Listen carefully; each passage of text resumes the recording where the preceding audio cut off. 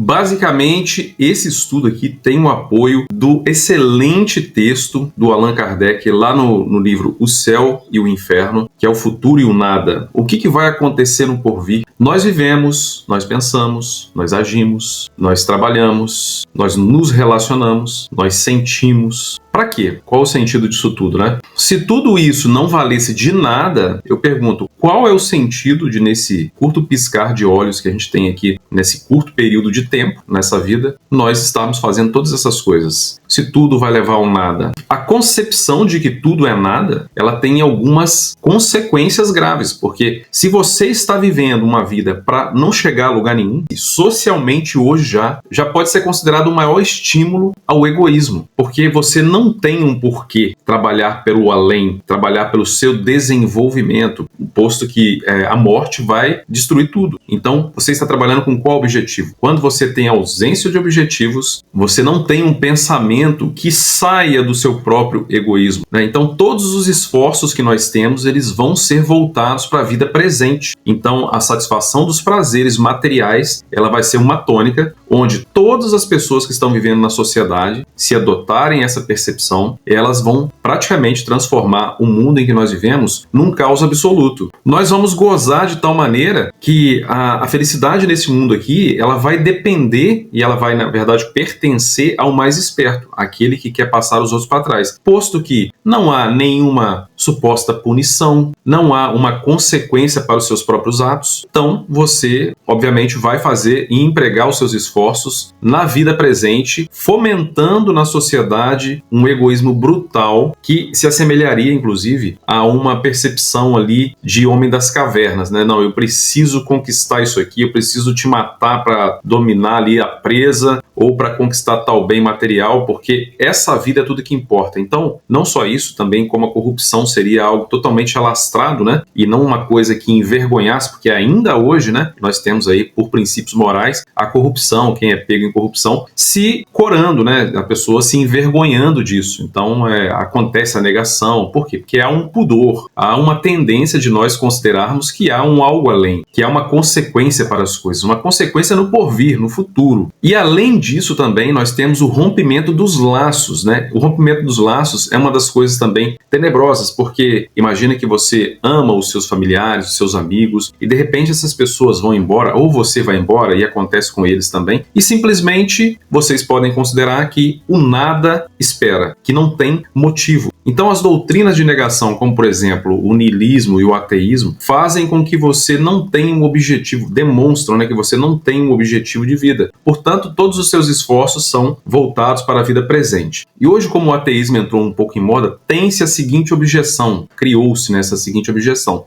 Uma vez que você não trabalha por recompensas futuras, você está fazendo na Terra um exercício, né, genuíno. Você não está fazendo temendo nada, né? Então é uma ideia que poderia ser uma objeção, né? Só que eu pergunto, por que se esforçar se depois não tem nada prossegue após a morte? Qual o sentido de esforço para o mérito, para o bem? Não estou dizendo nem questão de recompensa, de você ficar esperando recompensas, mas o objetivo. Certa vez eu perguntei a um amigo que mora na Austrália se ele amava o filho dele e a esposa, né? E ele disse para mim que sim, que amava. E ele é ateu, se denominava ateu, né? E nessa pergunta, me lembro muito bem que a gente estava num bate-papo no Discord, né? E ele respondeu para mim que sim, amava. E aí eu objetei para ele, eu falei, olha, o que você sente não é amor. E aí ele falou assim, não, como assim não é amor? Eu falei, olha, você não é ateu? Então o que você sente é apenas uma questão hormonal. Não tem nada que transcenda a morte. O amor, o suposto amor que você falou que sente, ele não transcende a vida. Então ele não vai além do túmulo. Ao passo que o amor que eu sinto pela minha família e pelos meus queridos, pelos meus amigos, pela minha esposa, pela minha filha, sim, ele vai além do túmulo. Ele vence essa transposição que nós temos da vida corpórea para a vida espiritual. E esse colega, ele ficou impactado. Ele falou, poxa, como assim eu não amo meu filho? E ficou reflexivo, né? Então, quer dizer, existe o casamento, existe a questão da organização familiar, e ele estava, de certa forma, trabalhando para um futuro que nem ele tinha percebido. Então, estar casado, estar se dedicando àquela evolução monogâmica, a um ser, a uma formação familiar, ao amor, né? Isso pressupõe que você, de uma forma ou de outra, esteja mirando no futuro, mesmo que você não tenha refletido muito sobre isso está mirando para um futuro, onde, claro, você vai se desculpar dizendo, não, eu estou fazendo aqui o melhor nessa vida, porque depois não tem mais nada. Mas quando você é perguntado se ama, você diz que ama. E o amor é uma coisa transcendental, não é uma coisa somente hormonal, não é uma coisa somente física. Então tem que sobreviver às coisas, inclusive à própria morte. E eu quero falar aqui agora um pouquinho também sobre a disseminação dessas doutrinas de negação, como o niilismo, a incredulidade, o ateísmo, né? Existe bom nível de tudo, inclusive bom nível de ceticismo, né? Porque para você ser um questionador, eu quero ver, eu quero que me prove tal coisa, eu quero que pelo menos a razão me faça sentido, porque eu não quero ter mais uma fé cega. Tá tudo ok nisso. A questão é que incorre em grande erro as pessoas que estimulam, de certa forma, esse pensamento na sociedade. Posto que a sua própria vida tem impulsos bons, às vezes, né? Pelo que a gente vê hoje aí, de muitas pessoas que apregoam o próprio ateísmo na internet, né? Tem impulsos muito bons ali, às vezes, com as pessoas, mas elas acabam disseminando, meio que naquela cultura de Richard Dawkins, né? Propagar a descrença, que seria uma coisa que elas têm um certo prazer, uma certa satisfação. Só que espiritualmente falando, é um comprometimento muito grande, porque você está espalhando na sociedade as sementes da dissolução da própria sociedade. Então a gente que é espiritualista e estudou sobre o assunto, a gente sabe que quem trabalha para esse tipo de vertente, de disseminar a dissolução da fé, ou mesmo de um porquê na sociedade, o que pode colocar a sociedade toda em dissolução, essa pessoa que faz isso, ela está adquirindo para si mesma uma responsabilidade absurda. E a gente sabe que ao longo das encarnações a gente vai acabar pagando por isso. Não que vai ter um Deus punitivo em algum lugar, que é aquele Deus antigo, que é o demiurgo, apontando o dedo, dizendo que você vai pagar pelo seu erro, que eu vou te castigar. É a nossa própria consciência que se desajusta e a gente vai adquirir esses débitos, de forma que, pela lei mesmo do plantio, da colheita, da ação e reação, nós vamos acabar voltando, pagando por esses males que a gente está causando. Isso aí em qualquer instância é assim. Nessa área também da dissolução da sociedade, das sementes da dissolução da sociedade que você acaba fomentando ou propagando, também vai acontecer. Então, quando você puder aconselhar uma pessoa, claro que nas mais das vezes o orgulho humano não vai aceitar você falar e a pessoa ouvir. Infelizmente, acontece muito essa coisa do homem forte, né? Como dizia o Allan Kardec, né?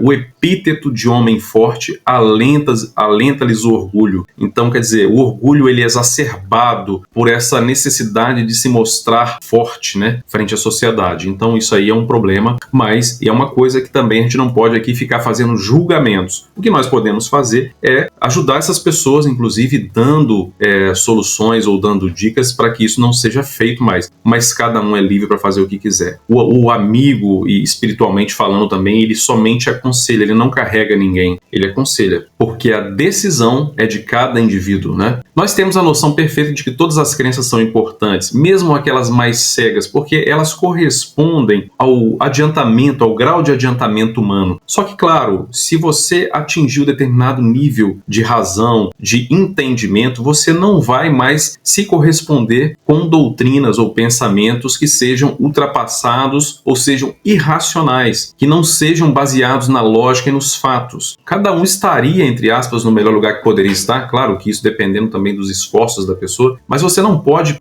forçar uma pessoa que não tem entendimento sobre algo ter esse entendimento. Você não pode fazer essa força, essa agressão. Seria semelhante a você pegar uma criança que está no primário e forçar uma equação de terceiro grau nela. Ela não está preparada para esse tipo de conhecimento, para esse tipo de desenvolvimento. Então tudo tem seu tempo, tudo tem sua escala e sua evolução. Disso nós entendemos, nós sabemos que não se deve forçar ninguém e todas as pessoas são livres e muito menos há de se ter o objetivo de fazer prosélitos em qualquer lugar, em qualquer crença. Mas uma coisa que é muito importante nós combatermos são as raízes da dissolução da sociedade, em outras palavras, a própria descrença. Mas esse combater também não é agredir a ideia de ninguém, é você lançar luzes, ou seja, demonstrar conhecimentos que demonstrem que esses tipos de pensamentos são dissolutivos da sociedade. Então, o correto para a descrença é você oferecer um lado racional, oferecer uma visão diferenciada. E é para isso que se trabalha, porque, óbvio, que você não quer que as pessoas se percam. Então, pelo próprio amor que você tem pela humanidade, claro, mais ou menos dependendo da evolução da pessoa, né, porque a gente também não é perfeito, mas quanto mais você quer que a sociedade se melhore e evolua, mais você vai trabalhar pelo bem da própria sociedade. O que cabe ao Espiritismo, por exemplo? Cabe levar essa racionalidade adiante. Muitos espíritas, principalmente no Brasil, também acabam agindo de maneira irracional,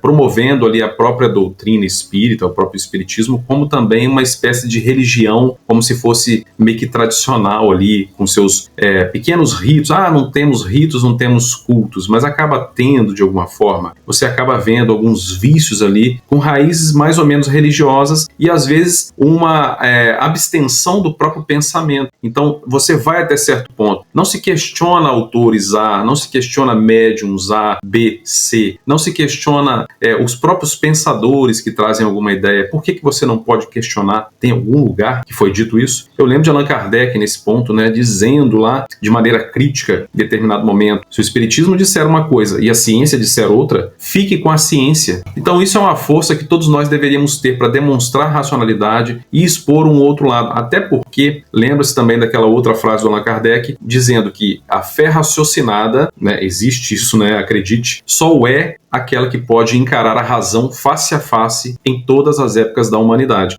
Quando você fala de fé raciocinada, você entra numa espécie de contrassenso para muitas pessoas aí, mas a fé raciocinada é aquela que não é cega, é aquela que vai numa direção que faça sentido, que a sua percepção aceite. Daqui a pouco eu estou acreditando que, sei lá, que Deus é uma lata de óleo, então, óbvio que isso aí não vai ter nenhuma razão, isso aí vai ser uma fé cega, se isso acontecer. Por quê? Porque eu não estou questionando nada. Eu preciso questionar as coisas. Eu preciso saber se as coisas fazem sentido. Afinal de contas, eu não posso ser uma pessoa teleguiada, um espírito sem raciocínio. Eu preciso raciocinar, eu preciso que a minha razão sancione as coisas. Inclusive, é um conselho de Luís de França, que é um espírito lá que fez parte da codificação também.